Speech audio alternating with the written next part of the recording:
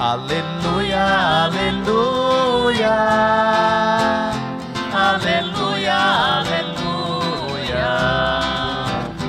aleluia, aleluia, aleluia, aleluia. É perfeito o amor de Deus, e quem guarda a sua palavra. Aleluia, aleluia, aleluia, aleluia, aleluia, aleluia, aleluia, aleluia. O Senhor esteja convosco. Ele está no meio de nós. Proclamação do Evangelho de Jesus Cristo segundo Mateus. Glória a vós, Senhor. Naquele tempo, disse Jesus a seus discípulos: Vós ouvistes o que foi dito, olho por olho e dente por dente. Eu, porém, vos digo: não enfrenteis quem é malvado. Pelo contrário, se alguém te dá um tapa na face direita, oferece-lhe também a esquerda. Se alguém quiser abrir um processo para tomar a tua túnica, dá-lhe também o manto. Se alguém te forçar a andar 1 quilômetro, caminha 2 com ele. Dá a quem te pedir, e não vires as costas a quem te pede emprestado. Vós ouvistes o que foi dito: amarás o teu próximo e odiarás o teu inimigo. Eu, porém, vos digo: amai os vossos inimigos e rezai por aqueles que vos perseguem. Assim, vos tornareis filhos do vosso Pai que está nos céus. Porque Ele faz nascer o sol sobre maus e bons, e faz cair a chuva sobre justos e injustos. Porque, se amais somente aqueles que vos amam, que recompensa tereis? Os cobradores de impostos não fazem a mesma coisa? Esses saudais somente os vossos irmãos. O que fazeis de extraordinário? Os pagãos não fazem a mesma coisa? Portanto, sede perfeitos, como o vosso Pai Celeste é perfeito. Sede perfeitos, como o vosso Pai Celeste é perfeito. Palavra da salvação. Glória a vós, Senhor. Aleluia, aleluia, aleluia, aleluia, aleluia, aleluia, aleluia, aleluia. Nos recolhamos num tempo de silêncio, em oração. Peçamos ao Divino Espírito Santo o auxílio necessário para que compreendamos esta palavra e sejamos por ela transformados. Rezemos.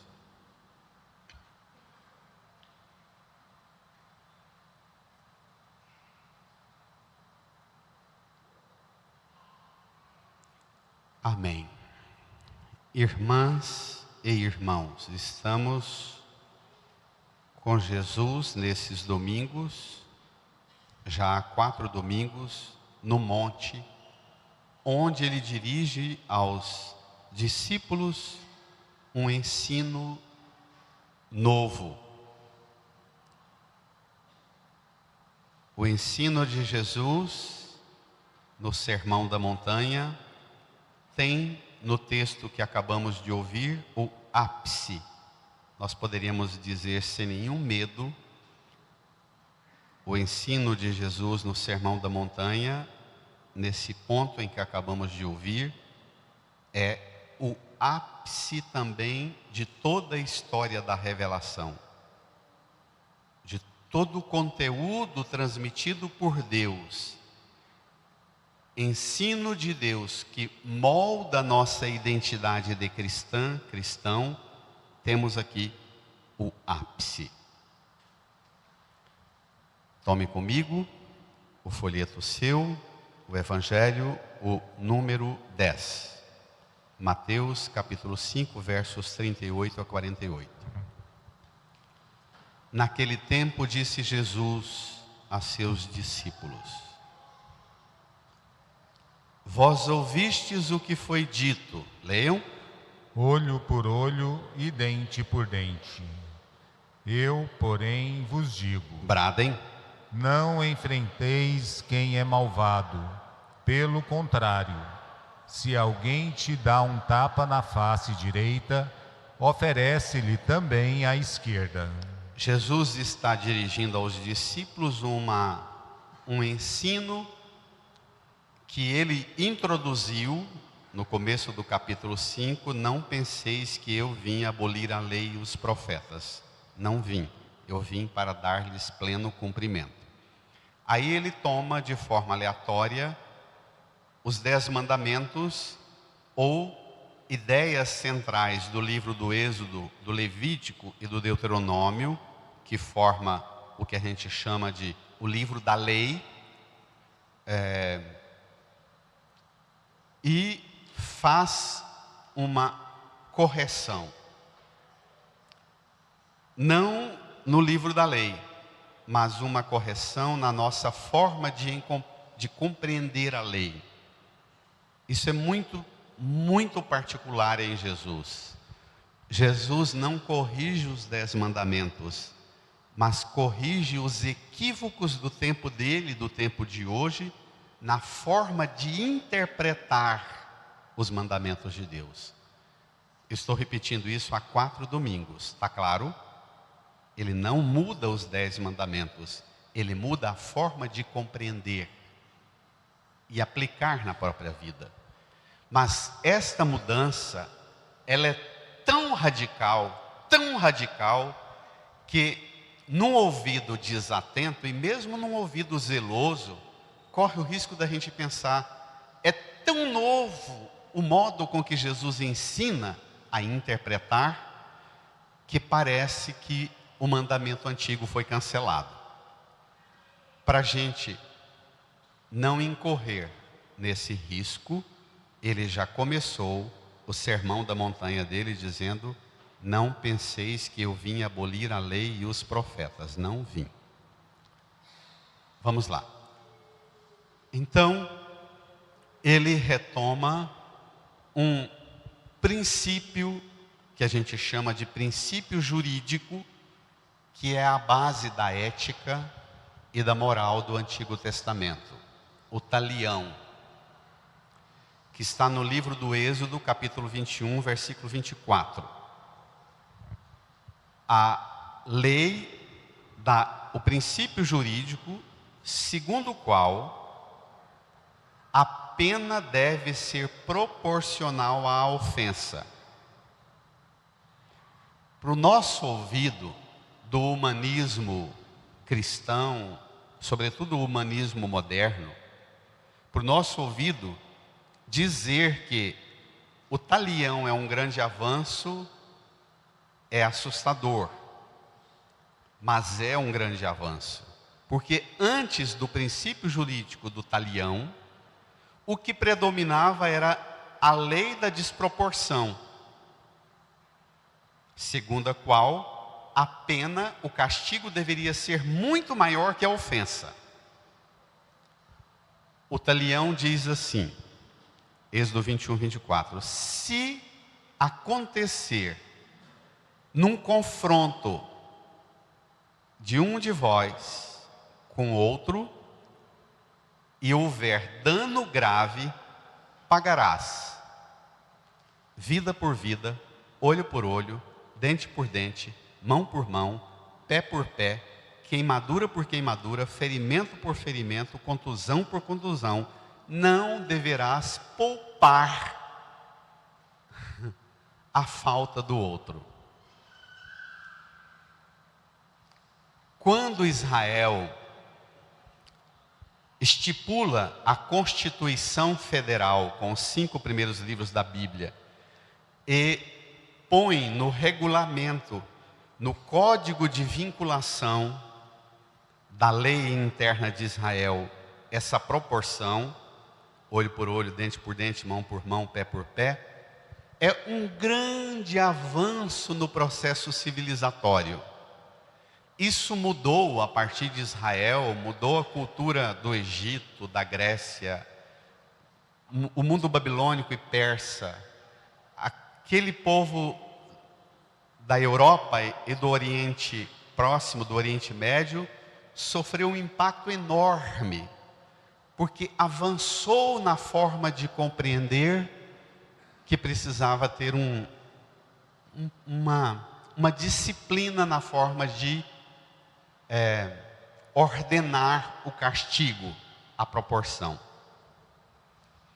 Você pode imaginar que desconforto, que susto, que espanto deve ter sido para o ouvido do povo de Israel, que 1250 anos depois, escuta Jesus dizendo assim: vós ouvistes o que foi dito, eu porém vos digo, não mais terás a lei do talião como princípio, olho por olho, dente por dente.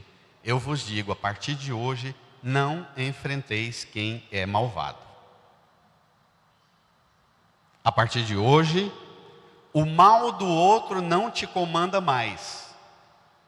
A violência do outro não é regra para o seu comportamento.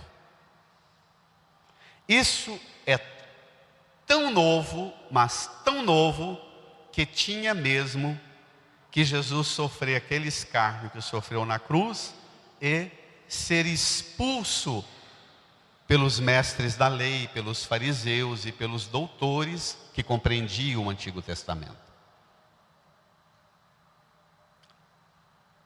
Não enfrenteis quem é malvado, não resistais ao mal. Aqui resistir ou enfrentar é um sentido de revidar, de tratar com a mesma violência, de permitir que a violência do outro molde, formate o seu sentimento e a sua ação.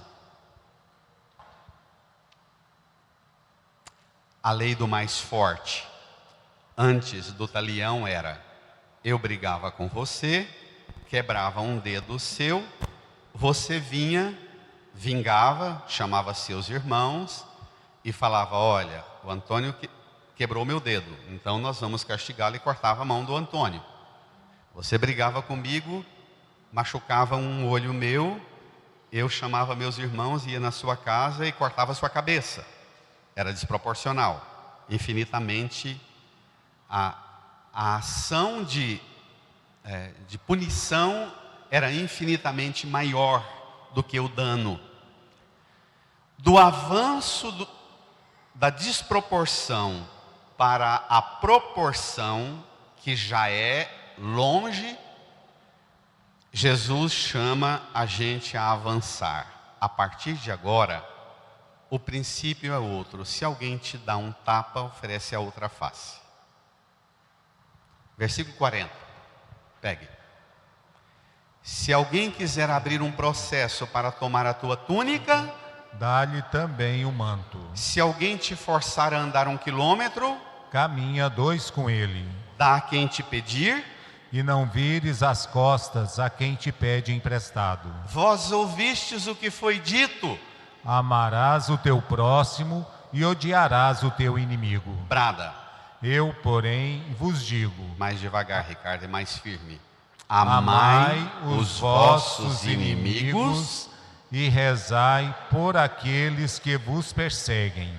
Você pode dizer assim: a partir disso aqui, Jesus inaugura o tempo novo do reino de Deus que está próximo de vós. A partir de agora, o mal do outro vai ser tratado com o seu amor e com a sua oração. Cuidado, não arrisque ser uma virtuosa, um virtuoso, querendo ser boazinha, bonzinho, no trato com o mal do outro. Jesus pediu para rezar por ele. Porque se você for dar o amorzinho seu, às vezes esse amorzinho seu não vai ser tão amorzinho assim na hora exata da medida que o desgaste pedir. Então ame e reze. Conte com a força divina. Conte com a força sobrenatural. Não vá somente com o seu faro de que você é boazinha, bonzinho. Reze, ame e reze. Interceda. Porque as consequências são dramáticas, minha gente. Jesus não diz para você que se você seguir a Ele, você vai ser abençoada, abençoado, e você não vai ter inimigos e você não vai ter ninguém te perseguindo. Não é disso que Jesus está falando. Inclusive, de vez em quando, tem gente que escuta a gente pregar e depois procura o padre. Padre, ó, escutei você falar, mas aquilo não é para mim, porque graças a Deus não tem inimigo nenhum, não tem ninguém, desgaste com ninguém. E aí o padre tem que ser muito desagradável e perguntar: se você, no mundo de tanta contradição como o nosso, no mundo de tanta ambiguidade como o nosso, se você vive o seu segmento de Jesus e o mundo te trata como amiguinha, amiguinho, será que você está sendo cristão de verdade? Tem chance?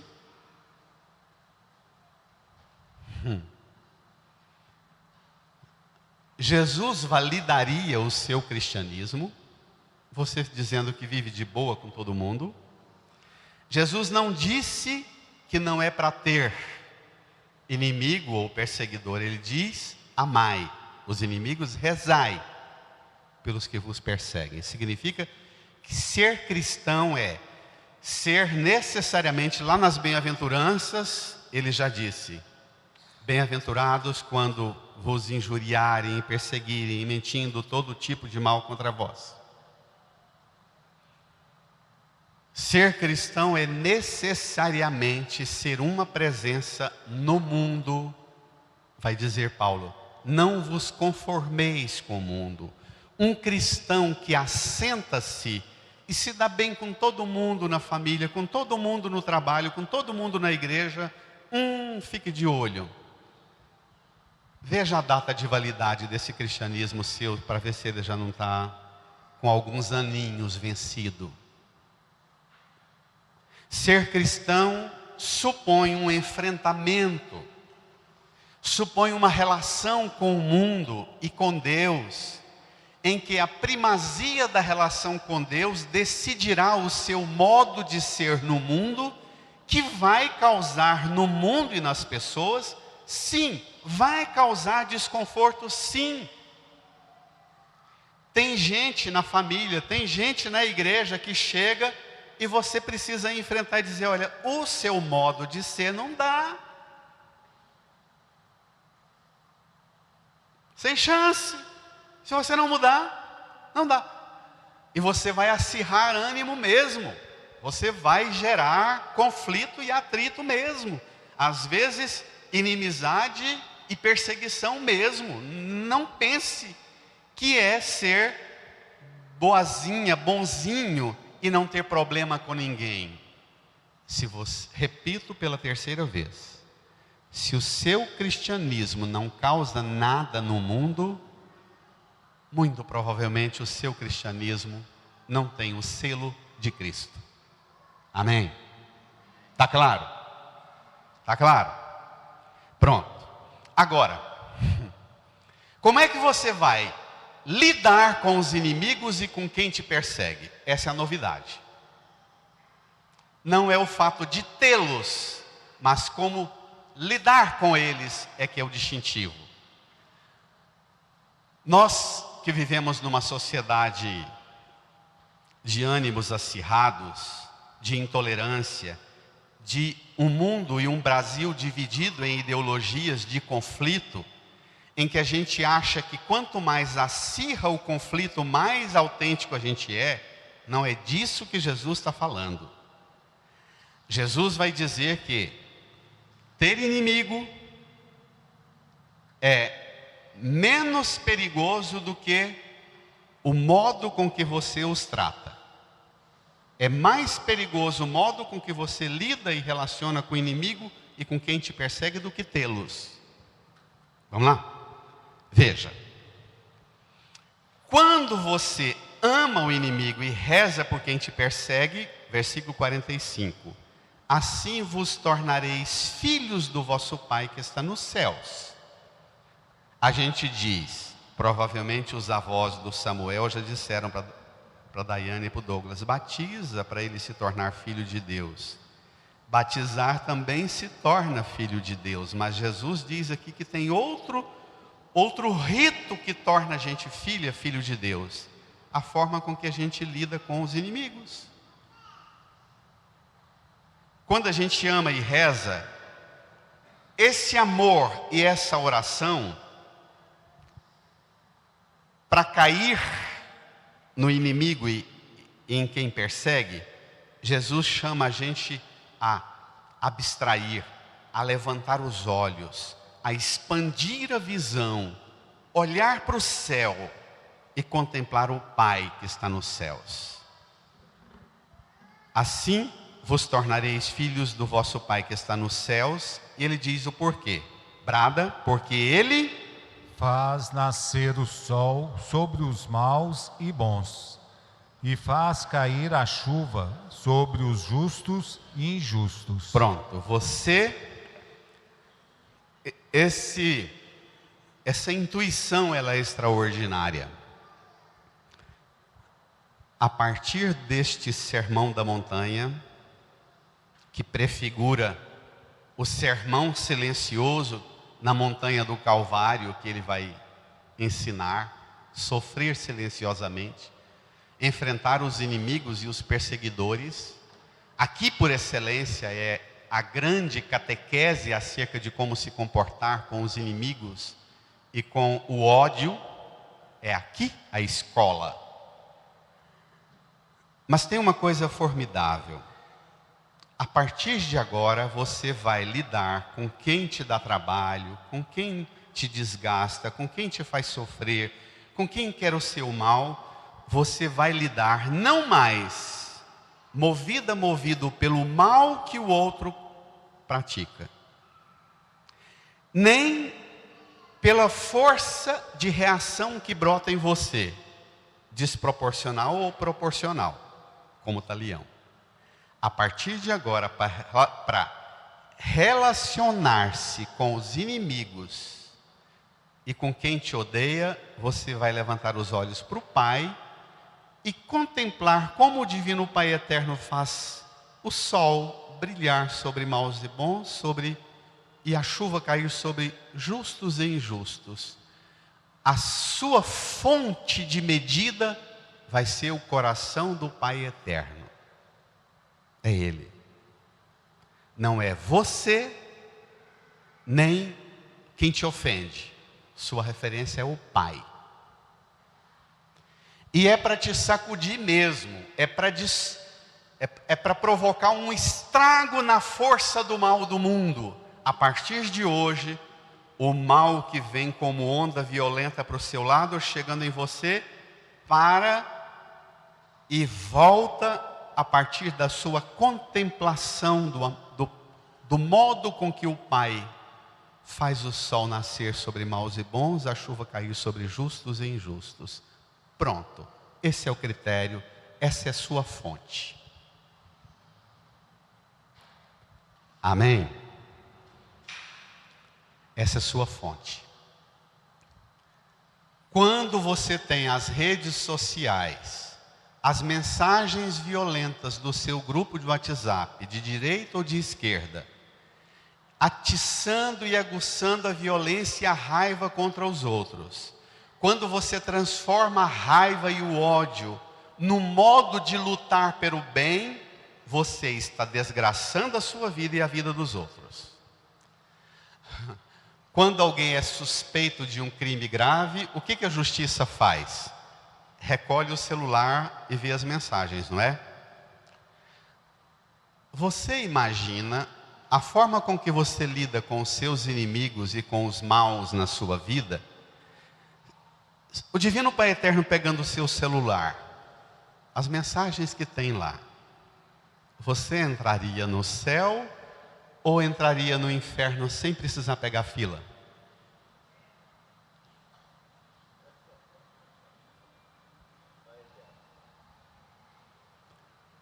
Os grupinhos de WhatsApp que você retroalimenta com a violência contra os outros, achando que o resto é o lixo. Você impacta o grupo de WhatsApp da sua família, da sua empresa, com um modo cristão de ser? Ou você é, no faro, a mesma porcaria da violência e da maldade de todo mundo? Não difere em nada. Repito a pergunta. As mensagens de WhatsApp do justo juiz, que faz o sol nascer sobre maus e bons, a chuva cair sobre justos e injustos, as mensagens de WhatsApp, ali tem uma juíza. Deixaria você entrar no reino dos céus ou na residência de Satanás pela porta principal sem fila? Versículo 46. Tome comigo. Porque há um cristianismo falso, manipulado por engenhosos pregadores de Satanás, instigando a raiva e o ódio.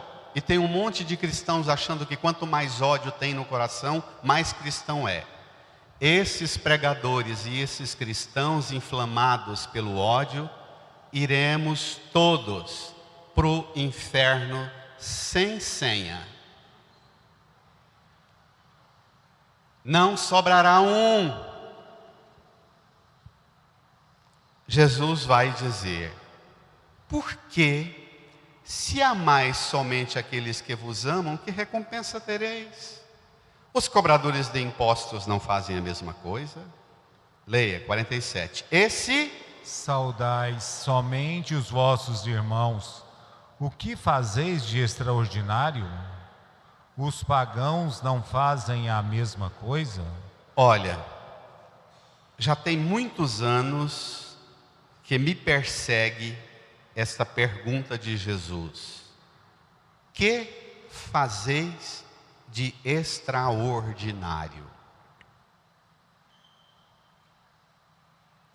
O que eu faço? O que você faz de extraordinário? Na tinta violenta do mundo, agressiva, na cultura violenta do mundo, o que você faz de extraordinário? O cristão se distingue pela forma extraordinária de viver o segmento de Jesus.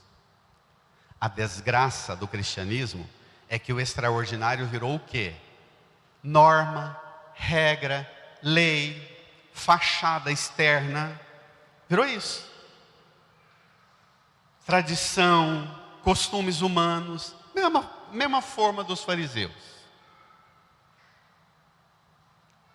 O que há de extraordinário no cristianismo seu hoje, irmã e irmão? O que impacta sua família, sua vida, os ambientes que você frequenta no seu cristianismo? São as regrinhas e normas que você tem na cabeça e repete? Ou é um modo de se relacionar E olha que Jesus nem pede coisa muito difícil. Se saudais apenas aqueles que vos saúdam, cumprimentar, bom dia, boa semana. Não é nem coisa muito extraordinária, né? É fazer de forma extraordinária o ordinário, o comum da vida. Ai, ai, ai. Sobraria algum de nós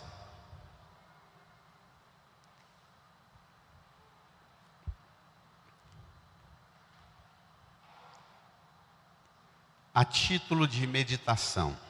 Eu te proponho agora um exercício. Olhe para a cruz. Eu retomo o texto.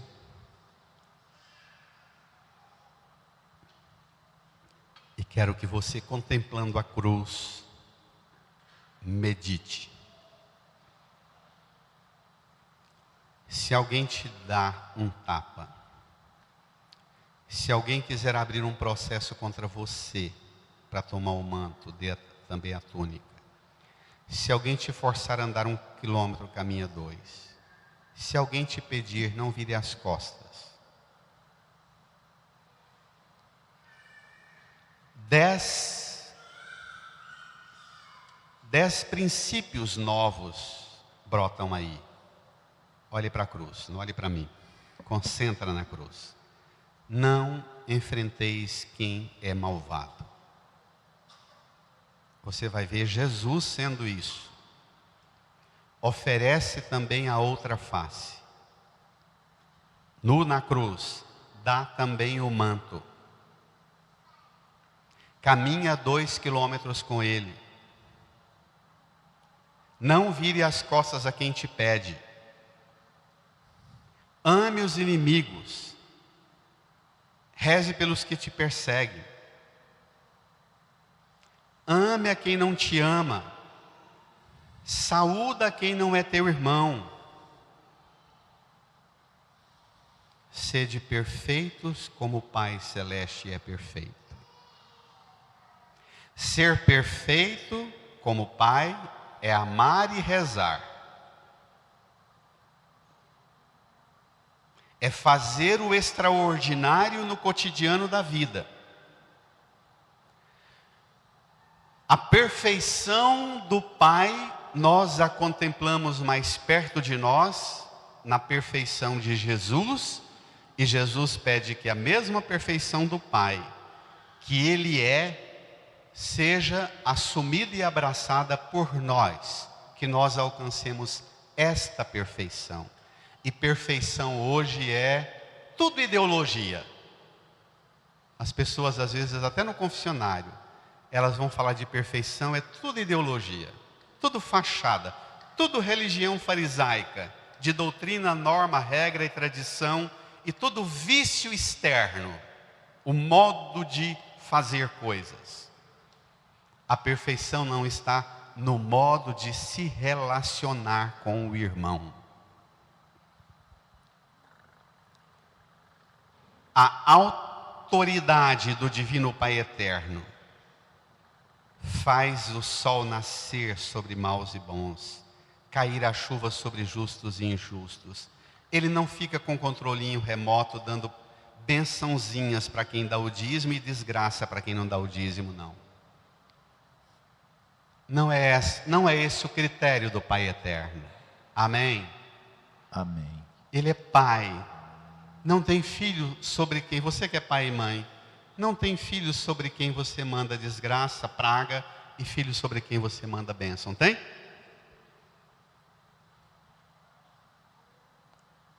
Irmã, irmão, assim você contempla o Pai. Nas expressões tão fortes do Salmo de hoje, o Salmo 102, o Senhor é bondoso, é compassivo, o seu nome é santo, Ele te perdoa, te cura, te salva, te cerca de carinho e compaixão, é indulgente, é favorável, paciente, bondoso, compassivo. O versículo 10 do Salmo de hoje diz assim, na terceira estrofe: Ele não nos trata como exigem nossas faltas, nem nos pune em proporção às nossas culpas. Afasta para longe nossos crimes, como um pai se compadece dos filhos, o Senhor tem compaixão. Olha, aqui, de novo, uma expressão que eu usei domingo passado e que retomo. Aqui está o ápice daquilo que na filosofia, na psicologia e também na sociologia se usa o princípio da alteridade. Tratar o outro na dignidade do que o outro é e tem. Filha, filho de Deus. E não do mal que ele faz, e não do erro que ele traz para a sua vida, mas tratá-lo como filha, filho de Deus, para além de toda desgraça que você puder imaginar. E eu termino com um princípio muito bonito, Dom Luciano Mendes de Almeida. Foi bispo de Mariana. Já contei isso, mas é bom ficar velho, porque a gente pode contar a mesma coisa. Muitas vezes a gente não está nem aí com culpa por causa disso, é ótimo. Dom Luciano foi visitar um presídio que ele fazia toda semana. E impressionava ele que sempre que ele chegava e saía, na hora da visita, tinha uma senhora sentada assim na calçada, num sol escaldante, com a Bíblia na mão e com a mão para dentro da grade, e o presidiário sentado no cantinho da cela, segurando a mão dela. E os dois conversando, às vezes ora em silêncio. Um dia Dom Luciano não aguenta, vai até aquela mulher, dá um abraço e diz: como é bonito ver como uma mãe trata um filho. É assim. Pode ser o crime que for, que ela trata o filho assim. Ela diz assim para Dom Luciano: ele não é meu filho. Ele é o assassino do meu filho. Mas eu venho aqui porque não quero que ele vá para o inferno. Eu quero que ele vá para onde meu filho está. Porque eu sei que a mãe dele sofre muito. Tá bom, cultura da violência? Tá bom, indústria do WhatsApp, da desgraça e da violência? Assim que se reza, assim que se é cristão, assim que se visita o presídio. Amém? Tá claro? Não estou perguntando se você concorda. Estou perguntando se está claro. Está claro? Está claro. Se você concorda é outra coisa, é problema seu. Minha responsabilidade é tornar claro o Evangelho. Sem sombra de ideologia. Só isso. Concordar e discordar, isso não é problema meu. Se vire com a ação do Espírito Santo, que Ele te capacitará e te qualificará em tudo que você necessitar para você entrar no reino dos céus. Ser tratado como filho do Pai. Amém. Incline a sua cabeça. Feche os olhos. Queira o céu. Deseje ser filha, filho do Pai. Que nas piores horas da sua vida, dos seus erros, em que você foi uma pessoa má, injusta, injusto, o Pai nunca manda desgraça sobre você, mas faz o sol nascer para você, sobre você, e cair a chuva sobre você. Peça ao Pai para colocar em você um coração perfeito de filha, filho dele. Peça ao Divino Pai Eterno para moldar a perfeição do seu coração, segundo a perfeição do coração dele, do coração de Jesus, o seu Filho amado. Fale com o Pai, peça essa graça.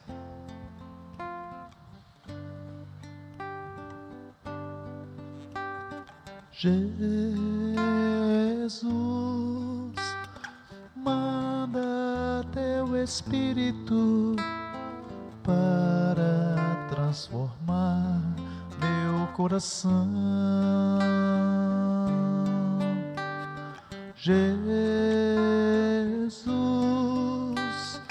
manda teu Espírito para transformar meu coração. coração.